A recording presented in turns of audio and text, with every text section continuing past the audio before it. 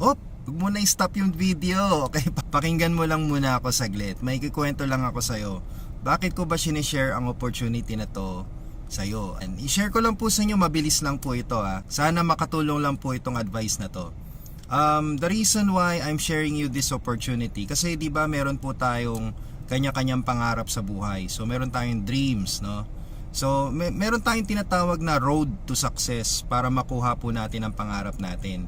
And syempre itong road to success na to, hindi natin alam kung tuwid ba to, tuwid na daan, or paliko-liko, malubak-lubak, no?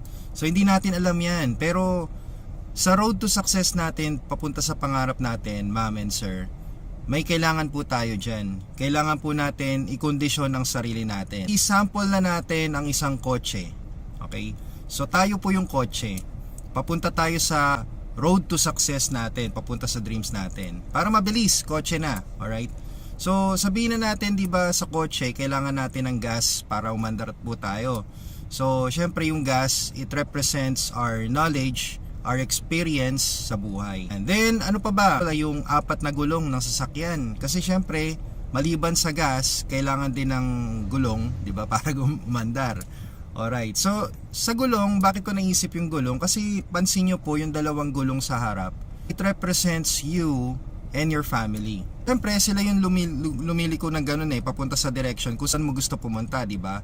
It's either kumaliwa ka, kumanan ka, dumiretso ka, bahala po kayo kasi it depends on you kung ano yung desisyon mo sa buhay mo, at it depends on your family kung ano ba kailangan ng pamilya mo. Okay?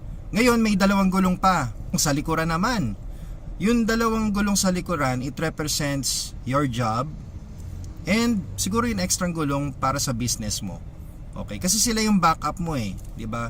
The reason why nagjo-journey ka sa road to your success, it's because may pangarap ka para sa pamilya mo at para sa iyo, at ginagawa mo to by doing your job, by doing your business properly, di ba? Doing your job, promotion, kung ano man yan, kung anong gusto mong gawin sa trabaho mo.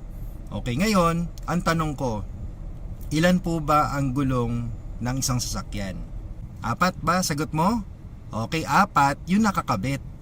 Pero syempre, dapat sa journey mo, lagi ka dapat may spare tire. Kasi diba sa malayong biyahe, kailangan mo talaga lagi kang may extra. So pagdating sa gulong, dapat may spare tire ka.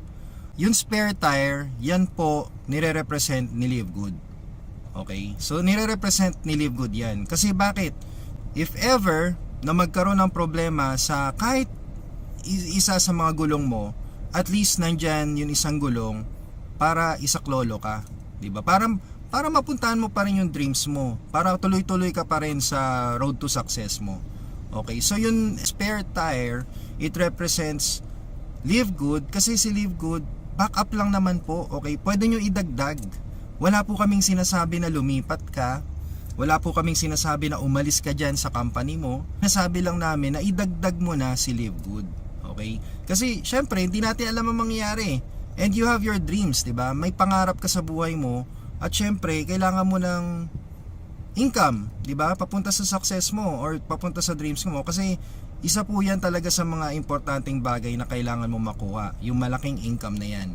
And syempre, kapag yung dalawang gulong mo sa likod, it's either your job or your business, isa man dyan nalaglag, nasira, nawala, at least kahit papano, nandyan po si Live Good para mag-backup sa'yo.